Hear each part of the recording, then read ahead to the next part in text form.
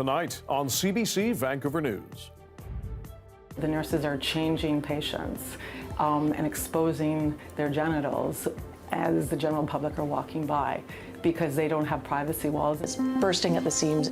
Doctors say overcrowding at Abbotsford Regional Hospital is reaching critical levels amid a growing and aging population. We're certainly trying to optimize every single space. Plus, a fake nurse first exposed here in BC is sentenced to 7 years in prison, but that will be less when added to another sentence in Ontario. And it will be beneficial to reduce overcrowding here. Relief for transit users in and out of Richmond. They're waiting for so much for the station to be finally open. A new Canada Line station opens after delays and rising costs. We encountered unstable soil conditions. This is CBC Vancouver News.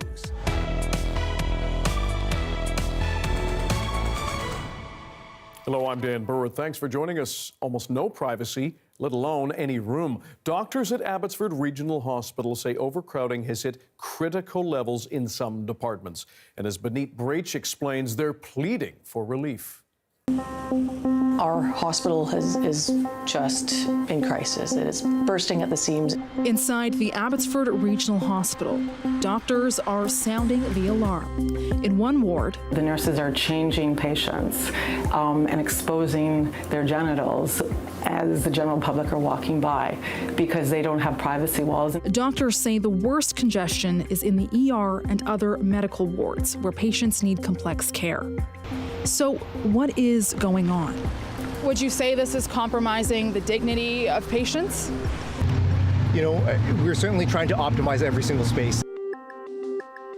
Dr. Michael Newton is an ER physician with 32 years of experience in Abbotsford. He credits staff for doing their best, but congestion is the worst he's ever seen.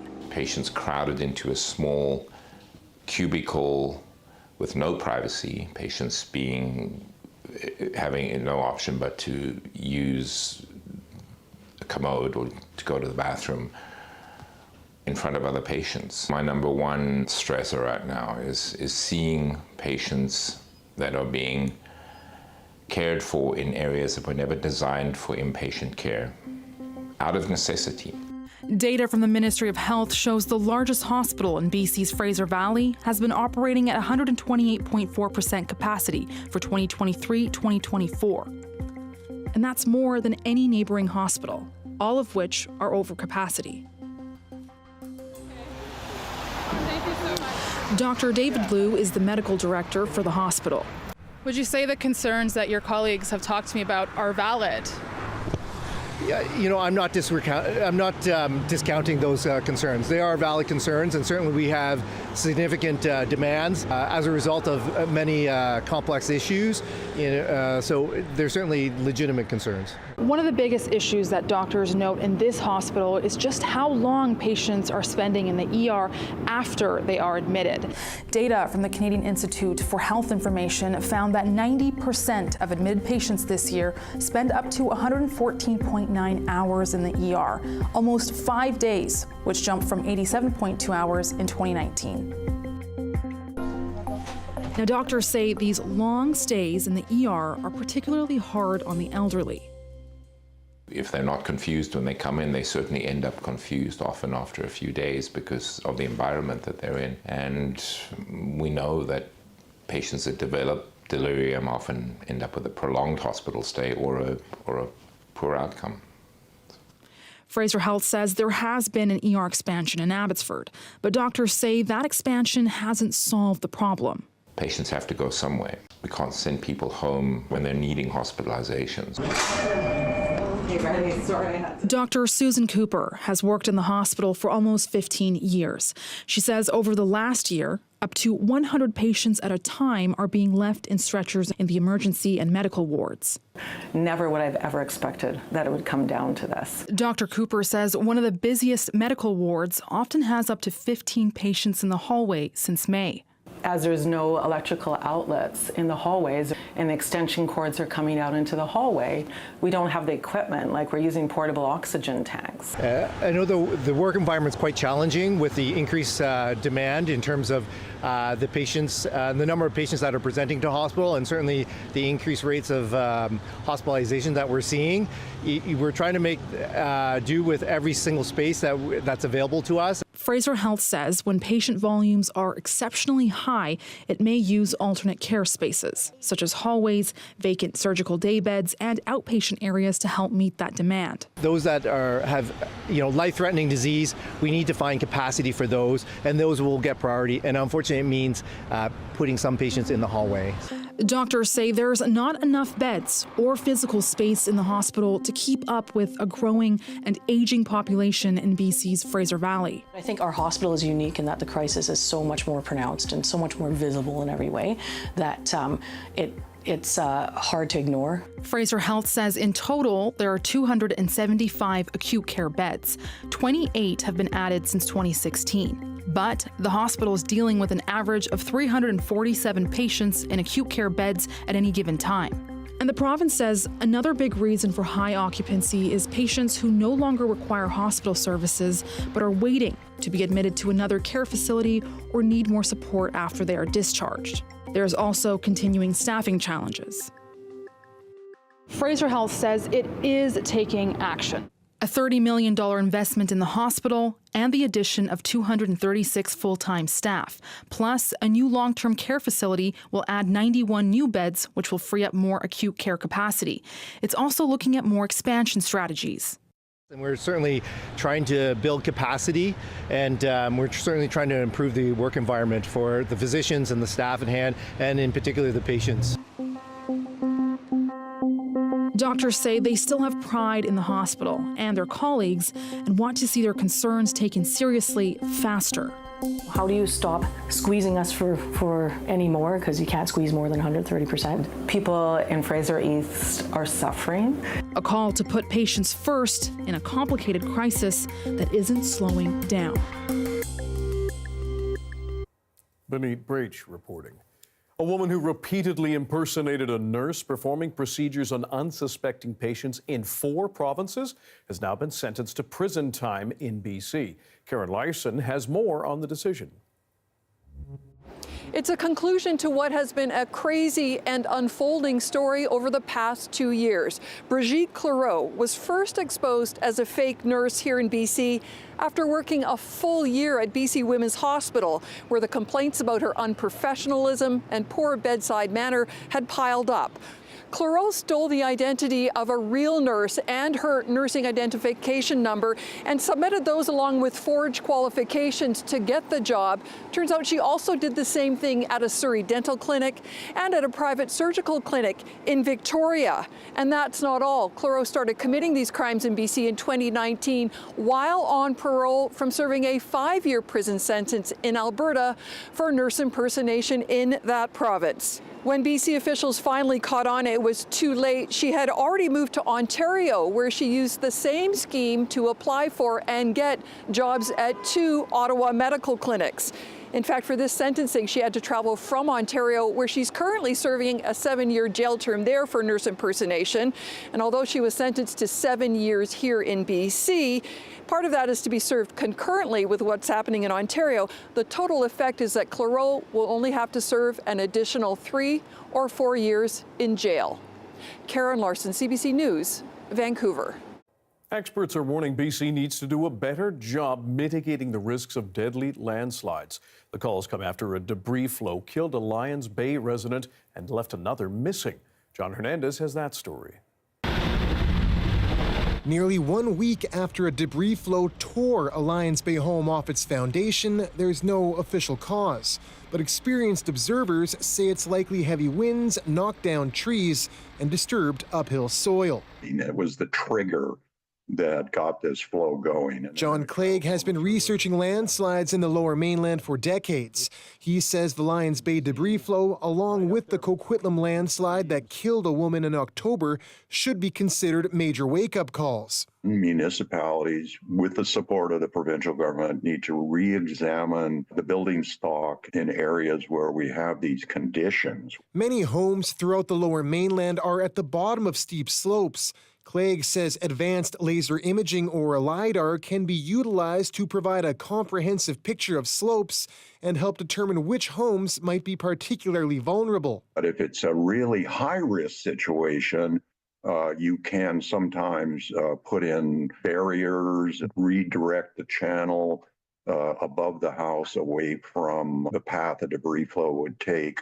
The province says it's in the early stages of a 6-year LiDAR project aimed at collecting elevation data in BC, which includes assessing and managing landslide risks. The Transportation Ministry also maintains a series of barriers, like this one near Lions Bay, designed to prevent landslides from striking major highways. Meanwhile, municipalities are urged by the province to regularly inspect ravines and steep slopes that could be hazardous. In Lions Bay, leaders have pledged to revisit previous geotechnical reports assessing landslide risks. There certainly will be a close look at this event. The search for a missing resident still underway, a reminder of the dangers that linger on these slopes. John Hernandez, CBC News, Lions Bay. Stanley Park's Bright Nights train has now been parked in the shed for the rest of the holidays after a staff member got sick. The Vancouver Park Board says the exhaust from one of the train's locomotives caused a driver to become ill, needing medical attention. The board says staff had been trying to find a solution, but there is not enough time for the train to return to the tracks within its winter schedule. We are reliant on the City of Vancouver's engineering fleet services team to do all of the mechanical work. You know, if you're choosing between a train or potentially a garbage collection truck, if you will, you know, those are difficult decisions. But we've had great support from engineering this year to get the trains back on track. Everyone's very committed to this. The board says affected customers will receive automatic refunds and a discount code for the Van Dusen Botanical Garden. The train is the largest fundraiser for the BC Professional Firefighters Burn Fund. It says it's disappointed but hopes people will still come down to the plaza and donate. More than 1.2 million passengers are expected at YVR from now until January 4th, with Friday being the busiest. And as Pinky Wong reports, the influx of flyers comes as janitors at the airport go on strike. YVR says it's the busiest day they will see during the holidays. They're expecting 80,000 travelers going in and out of the airport today, and they have something prepared for the travelers. Cookies are being handed out, coloring books, and just lots of people around with smiles to make sure everyone gets on their way. We're really trying to continue to elevate the holidays and remove a little bit of that stress that travelers feel at this time of the year. There are some delays and cancellations due to the inclement weather across the country. Flight got canceled, and they told us like in the last minute, but that was extremely stressful this morning. So hopefully the rest of the travel day will go okay. Yeah, fingers crossed. Outside of the airport, there are some janitors going on strike from Alpine Building Maintenance. The workers started their labor action this morning. They're asking for an hourly wage increase from around $23 to $25 and retirement security. And many of the Alpine workers are seniors, single parents, international students, and living in the city is very expensive. $25 is not an outlandish demand. It's the bare minimum. I work in 2 jobs in Vancouver, YVR Airport. I spend my 18 hours, more than 18 hours in the YVR, and I have a new baby, only 2 months, but I can't give her any time, because if I give her time, I can't make money, and if I can't make money, I can't run my family. So it's quite tough. YVR says they're closely monitoring the situation and there shouldn't be noticeable impact to travelers as there are staff working at operational levels.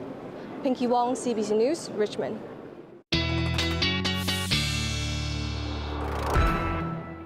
Kara Sagas here with our peek at the weather ahead of the weekend. It's a gusty one.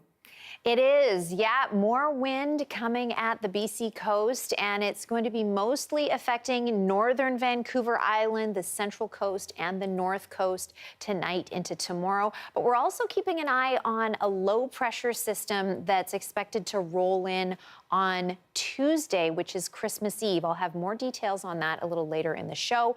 But right now, just a quick look at conditions for Metro Vancouver tonight into early tomorrow. Dry overnight and dry into tomorrow morning. 10 a.m. is when the rain is supposed to start again. Okay, thanks, Curious.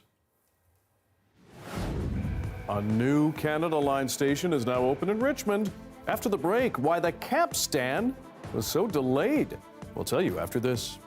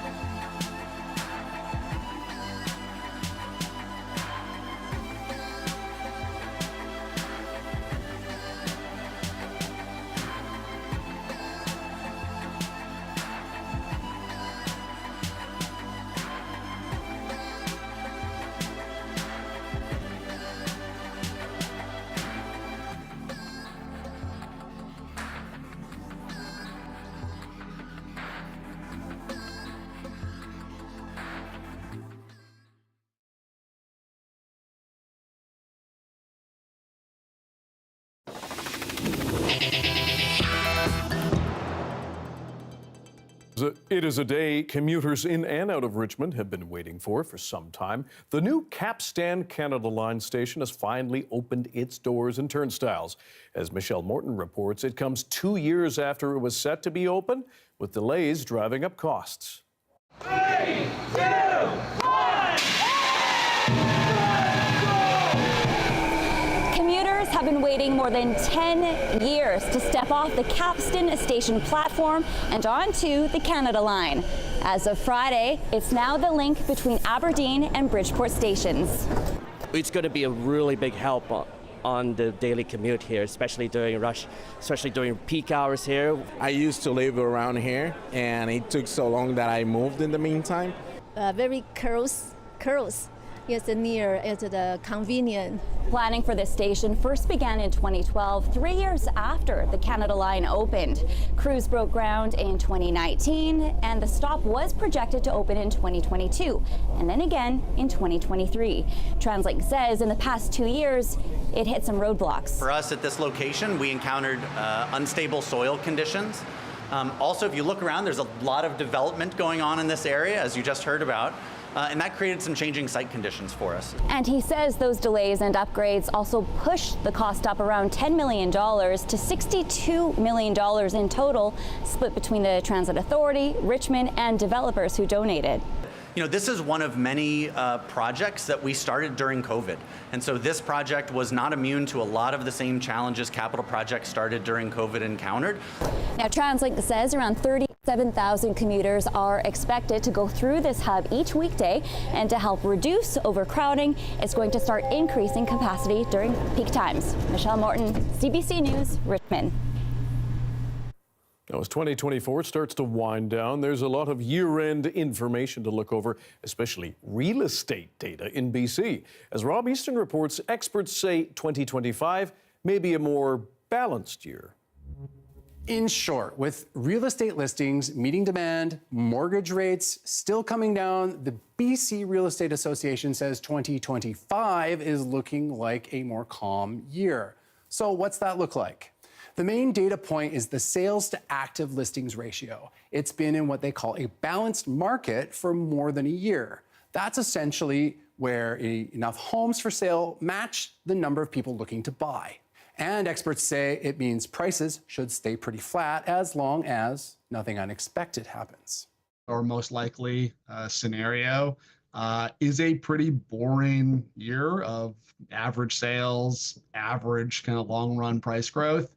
The last time I thought a year was going to be boring, I think, was in 2019, headed into 2020. So we might have a similar situation this year because, of course, there's a ton of uncertainty hanging over 2025. So what kind of uncertainty? Well, a 25% tariff on Canadian goods going into the U.S. could put a wrench into any plan. The lower interest rate environment normally, I would say, would lead to a strong 2025. As it stands, I would say the crystal ball is anything if crystal clear because of the headwinds of reduced immigration and potential tariff threat. Still, for those in a position to buy, the experts I've spoken to tell me the conditions for dramatic price rises, like the ones we saw post-pandemic, just aren't there. So what are people who are thinking of getting into the market saying? Well, I spoke to a couple who just added to their family. The interest rates coming down, it's really making it a better time for us to kind of jump into the market and kind of hit that fine spot before prices really react to the interest rates going down. We're hoping we can time it perfectly, actually. Then there's the issue of housing supply. Many say we're not building enough housing to meet the demand of a growing population, to rent or to buy. But take a look at this yellow line. That's the number of units under construction. Many of them purpose-built rentals. There are still completions to come in the next couple of years. So with added rental supply and weakened immigration, I think we've already seen rents maybe come down a little bit nominally, which is very unusual. So the real estate market is calming down, but there's no guarantees. Rob Easton, CBC News, Vancouver. There is a look at the overnight hours of Revelstoke, where misty rain was coming down as the train rolled by. Kept rolling. Karis Hogg will have your BC-wide forecast coming up.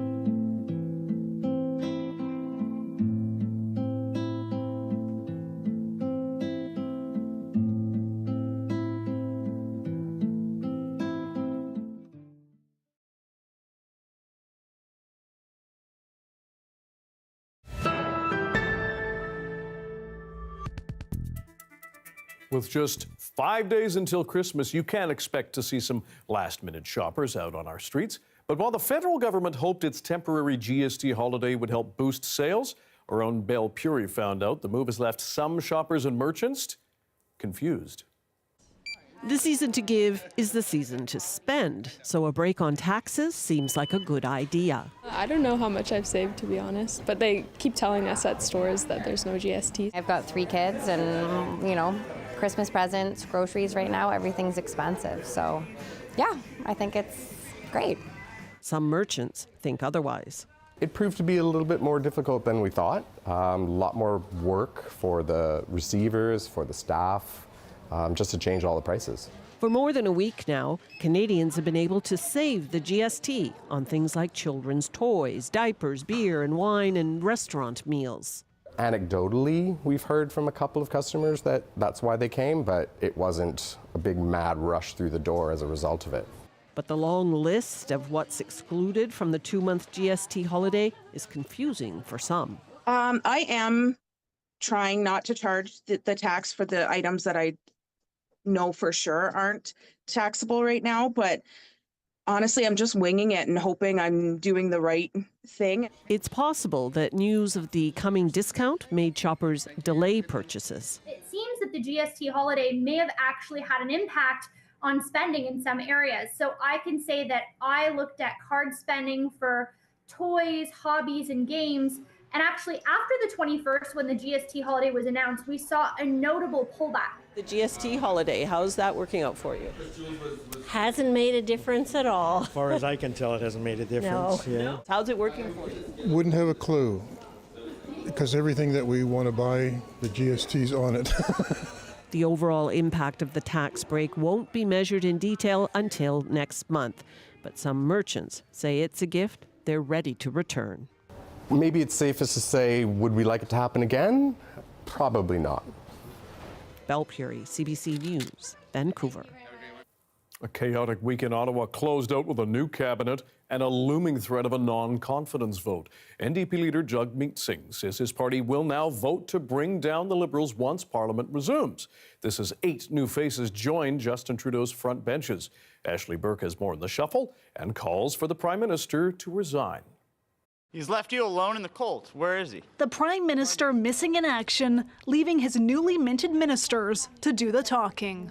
The Prime Minister is not here today to answer questions and address Canadians. We were just with him inside and had some great conversation as to the work that we have ahead of us. Justin Trudeau speaking to Liberals, but not to Canadians, leaving them in the dark and his cabinet stuck answering a big question only he can answer. What assurances has the Prime Minister given you that he will stay on until the next election? The Prime Minister was quite clear that he has a choice that he's reflecting on. Inside Rideau Hall, Trudeau chose to name 8 new members of cabinet, including David McGuinty as Public Safety Minister. Ruby Sahota is in charge of democratic institutions, and Nate Erskine-Smith housing. Trudeau also changed 4 ministers' jobs as he faces growing pressure from almost 20 MPs, all publicly calling for him to step down. Why do you show confidence in the Prime Minister? Prime Minister's the Prime Minister. As the shuffle began, the NDP's leader released a surprise letter, saying in the new year his party will vote to bring this government down. The Conservatives' leader seizing on that pledge, calling for Parliament to be summoned back. We have a guy here who has lost control of everything, and yet he clings to power. Then after meeting with his newly shuffled cabinet, Trudeau surfaced. He took a question from reporters for the first time since his finance minister's stunning resignation Monday. Prime Minister, are you going to step down? Are you considering proroguing? We just had an excellent cabinet meeting that was almost entirely focused on the Canada-U.S. dynamic. Trudeau then walked off and ignored reporters' questions about his future. He didn't say if he's done reflecting and has made up his mind about if he'll step down. Ashley Burke, CBC News, Ottawa. Police in Toronto are investigating an overnight shooting at a Jewish school. It happened 2 days after a firebomb attack on a synagogue in Montreal. Canada's new Minister of Public Safety is condemning both attacks. There is no place in Canada for this kind of conduct. Our thoughts and prayers go out to the Jewish community. This is a very, very serious matter for us and our government. Police found several bullet holes in the front of the building. It was empty at the time that shots rang out. This is the third time perpetrators have targeted the girls' school this year. The second attack happened in October on the holiest day of the Jewish calendar. The Public Health Agency of Canada is going to work with New Brunswick to investigate a mysterious brain illness that has afflicted people in that province for years. This comes 2 months after Susan Holt became premier and called on the federal government to help conduct a, quote, full, open scientific investigation. People suffering from the illness hope this initiative will provide some much-needed answers. More now from Kayla Hounsell. Oh, that's the spot. Oh, yeah, there's the spot. Sarah Nesbitt finds comfort in horses. She's been sick since 2020. Bowels, bladder, numbness and tingling, spinal pain.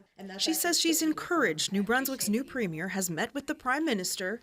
Thrilled that we've just had the chance to sit down. And asked him for funding declined by the previous provincial government to help get to the bottom of what's making her and so many others sick. For a long time, the patients, we didn't have anything to look forward to. There was nothing. It doesn't exist. It's all in your head. Nesbitt is a patient of Dr. Alier Marrero, a Moncton neurologist who claims there's a mystery neurological syndrome now affecting hundreds of New Brunswickers and people in 6 other provinces. He says 42 people have died. The former Progressive Conservative government sounded the alarm about the new disease in 2021, but a year later said there was no link among the patients. The committee has concluded that no such syndrome exists. A lot of patients are still struggling to trust that it's going to be followed through on. So one step at a time. Thus far, she has followed through on her word. The Public Health Agency of Canada confirms it received a formal request for federal assistance from New Brunswick last week. It says a federal epidemiologist is now reviewing and refining the province's plan. It's very important to us. In fact, it's in my mandate letter. The province's new health minister, also a physician, says the review will be complete within a few months. Then PHAC will look at that to assess the integrity of that, the validity of that, and then they will help us. We will draw conclusions. They will look at what we conclude. Glyphosate is a binder to heavy metals.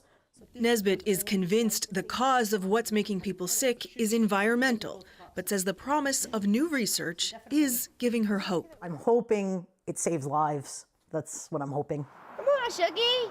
She says her partner is also now a patient of Marrero's after recently falling ill with similar symptoms, and she wants to find out why before it gets any worse. Kayla Hounsell, CBC News, Cannon Station, New Brunswick.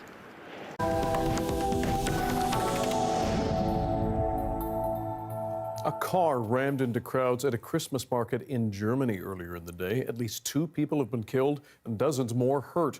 A warning, this story is disturbing. And as Sarah Levitt explains, this has happened before.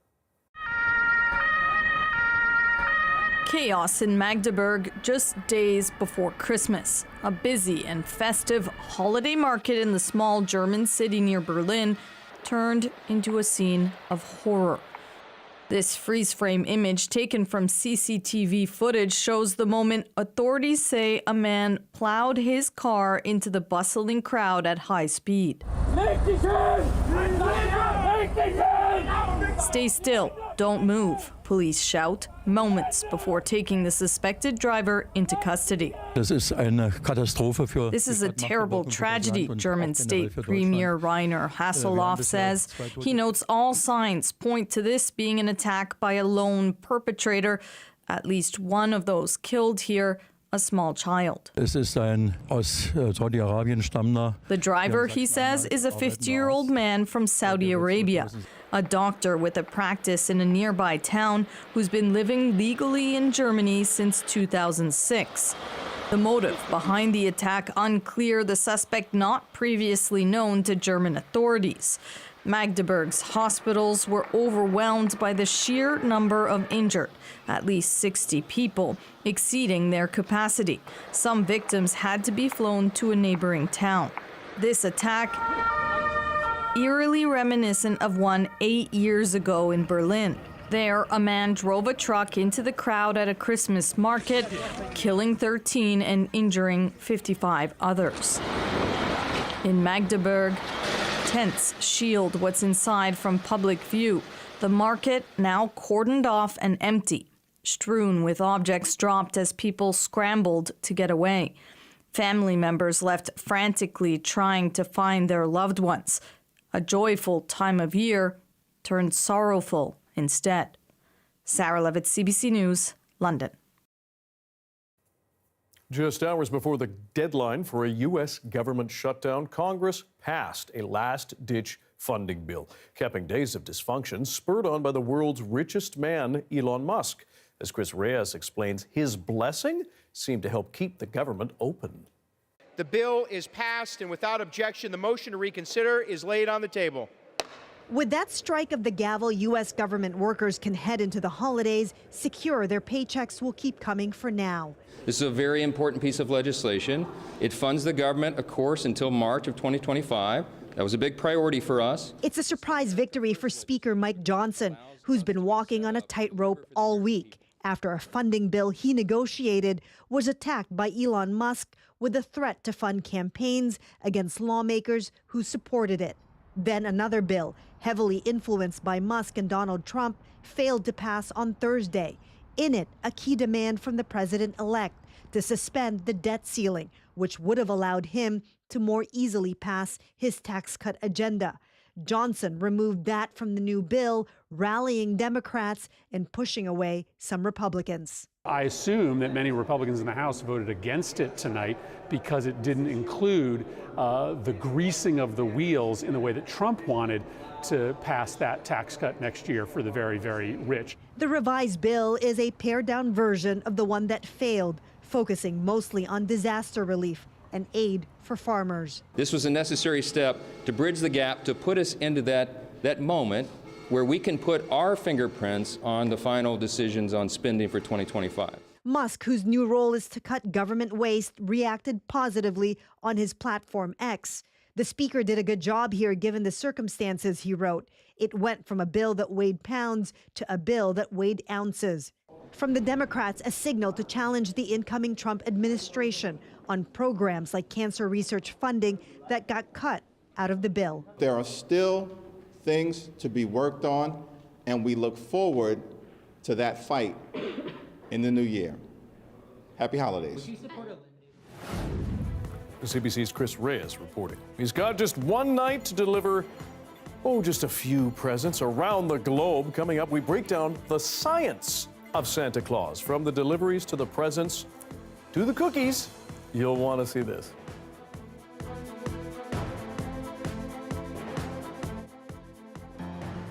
I'm Stephen Quinn, and I love living here in Vancouver, BC. It's a city with world-renowned beauty, but it's not all sunshine and rainbows. In our new daily podcast, This is Vancouver, we're exploring the diverse range of issues and stories in the city, the good, the bad, and everything in between, as told by the people who live it every day. Don't miss This is Vancouver, available wherever you get your podcasts, and I'll talk to you soon.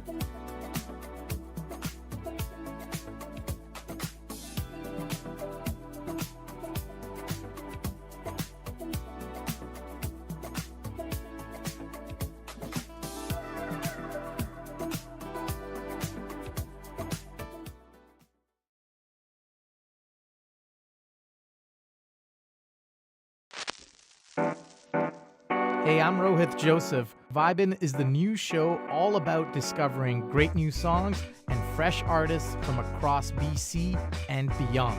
Stream Vibin' on CBC Listen.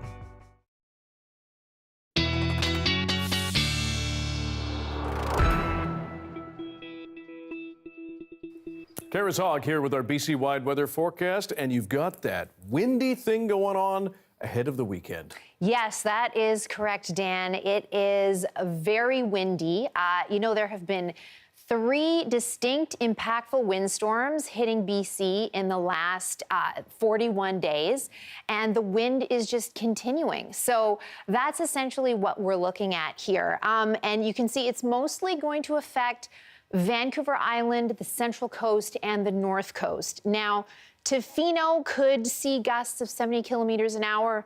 The northern Vancouver Island is looking at maybe 70 kilometers an hour, gusts to 90 kilometers an hour. And further up the coast, the Central Coast as well as the North Coast, we'll also be seeing some very strong winds tonight into tomorrow. Now, when we take a look at the precipitation forecast for the whole province, there's a system coming in on Sunday that we're keeping an eye on, but I've stopped the graphic here on Tuesday. Now, there's a more significant system approaching on Tuesday. Environment Canada is saying they're not expecting it to be devastating, but, strong winds and more precipitation. So that could disrupt travel on December 24th. So that's kind of the key, is that Christmas Eve might be a little bit dicey for ferry traffic. There could be some power outages if that wind is indeed as strong as they think it might be. But there are still days until that happens. So we'll see, we'll kind of monitor it and see what happens. Taking a look here at some temperatures for tomorrow across the province, we've got wind chills in the Peace region, so Fort St. John's going to be more like -21 tomorrow. Fort Nelson, further up north, -28 with wind chills. So risk of frostbite there, be aware of that. And taking a look at the 5-day Metro Vancouver forecast, you snuck something in. A little mix of sun and cloud on Monday, perhaps. Okay, we'll take it. Just before Christmas Eve. There you go. Very nice. And since it is Friday, I think it's time for...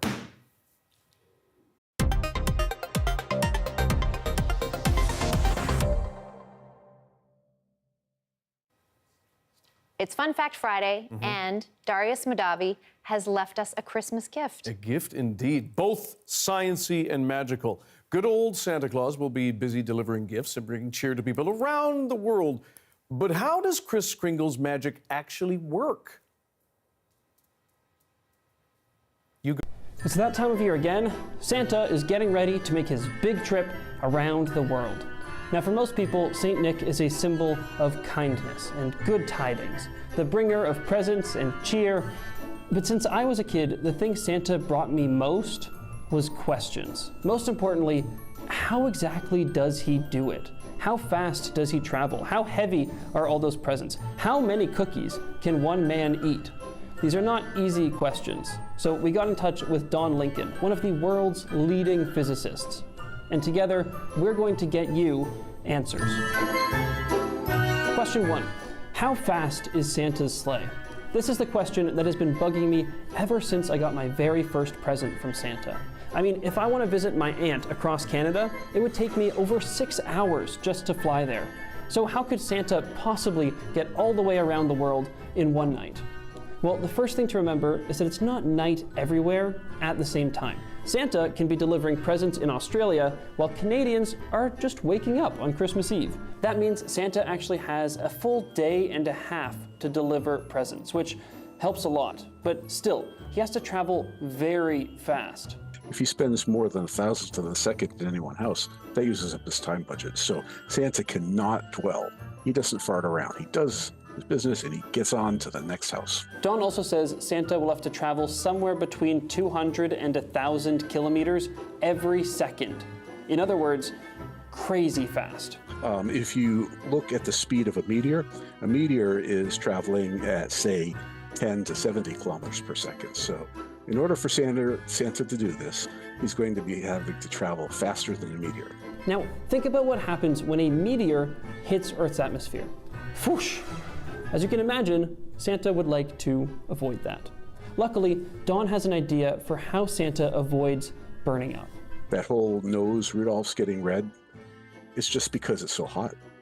It absorbs all the heat and deflects it away from Santa. I mean, I'm convinced that's what happens. And hey, if we can build those heat shields into our rocket ships, who says Santa can't do the same for a reindeer? Now, question 2, how much do all those presents weigh? Because moving fast is one thing, but have you ever had to run down the street with a heavy backpack on? Now, imagine your backpack is a sack full of billions of presents. Yikes. So let's say everyone who celebrates Christmas gets a couple gifts from Santa. Turns out that adds up fast. So you do the math, and that turns out to be something like 30 million tons. So it's an enormous mass. It is about half the mass of the Great Pyramid at Giza. Imagine trying to load 6 million elephants onto a plane and still being able to take off. I mean, those are some strong reindeer pulling Santa's sleigh. And Dawn had one other scientific insight to share. What I've determined also is that Santa must have a very, very stretchy bag that's very strong in order to squish all those things so they can fit in the sleigh.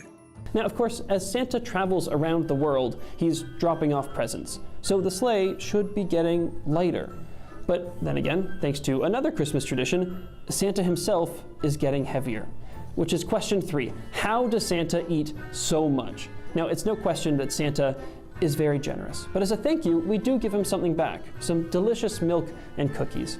But when you're visiting millions of homes, that's a lot of cookies. And it turns out to be something in the ballpark of 20 billion calories, which you think you put on weight for the Christmas holidays. I can't even imagine Santa.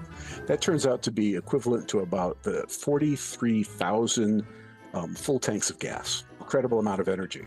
That's about 10 million times the recommended number of calories for the average adult. It's so much energy that it actually makes more sense to compare it to rocket fuel than to food. If you burned all those cookies, you would get more energy than it took to get Neil Armstrong to the moon on a rocket ship. But still, when a cookie looks particularly delicious, I'm sure Santa will have a nibble. So to wrap up, several minutes, a lot of assumptions, and some clever math later, we've got our answer. Santa is very fast, very strong, and very hungry. With his reindeer, he can do things that no other person could do. So whether it's super advanced technology or some good old-fashioned Christmas magic, let's be thankful that he's up there, racing around the world, so we can all stay nestled, all snug in our beds. Merry Christmas and Happy Holidays from all of us at CBC.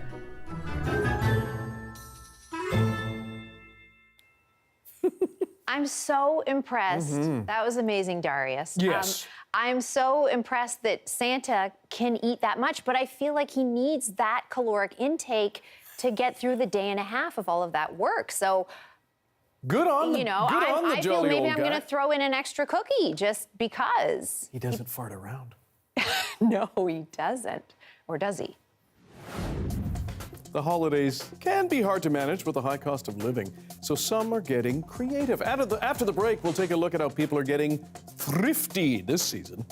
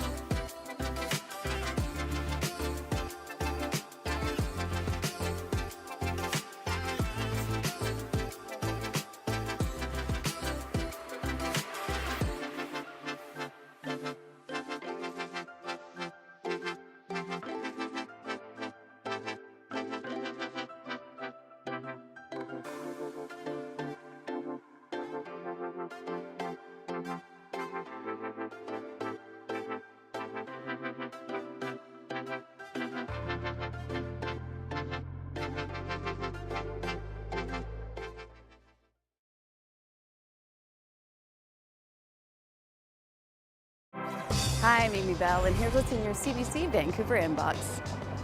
CBC is a returning partner of the Push International Performing Arts Festival, January 23rd to February 9th.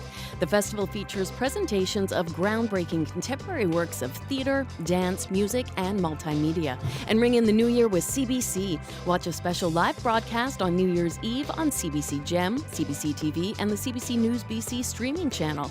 Coverage begins at 5 p.m. The idea of holiday gift shopping can be a painful prospect for some people, given the high cost of living these days. So some are doing things differently this year. Sabrina Jonas has some tips on how to thrift your holiday gifts. Everyone's looking for the perfect, unique holiday gift this time of year. And more people aren't finding it in malls and online. They're finding it secondhand in thrift stores. But the problem is searching through all of the clutter. So how do you separate the trash from the treasure? What kind of items make a good holiday gift? I personally go towards the sort of dining wear section. There's something very festive about the glasses, about the mugs. The mugs is kind of like the staple item that you often get during the holidays. They're very unique. Here we have like sort of a nice like set, a pair, so I would say like why not? Especially during the holidays, we have people over, there's like festive drinks going on. You have to kind of scan these types of cups, an espresso martini or something, or super cool too. Like I love that they this is so like winter. Like frosty. Exactly. Oh, I love these. Books are a great place also to start, where it's not necessarily like a wearable item, and books are already passed along to a lot of people. Sometimes the good stuff is at the bottom.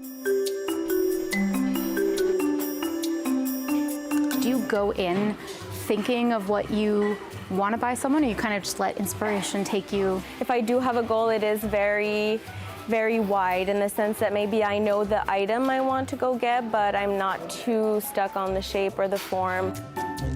There's so many DIY decorations, do more with less, and thrifting I think also kind of comes in the midst of all that. What are items maybe at thrift stores that you can repurpose to use as decorations? One of those items for me is ties this year, which I use as like ribbons to make bows and kind of like drape the ceiling of the apartment. Well, I think the first advice I would give to a person that's coming for the first time is just give yourself some time to take it all in. It can seem like a lot. If you're going to start by giving a gift that's secondhand, it doesn't happen like in a 10 to 15 minutes. Like you need to have some time and be willing to search. You know, I have found a couple of items thrifting that I'm going to give as gifts this year. Okay. Yeah. The mystery. It's great. Good finds, too. Yes, absolutely. Thank you for being with us tonight on CBC Vancouver News at 6. You can watch this newscast on CBC Gem, our free app, as well as on YouTube and our website, cbc.ca/BC. We're back at 11. Good night.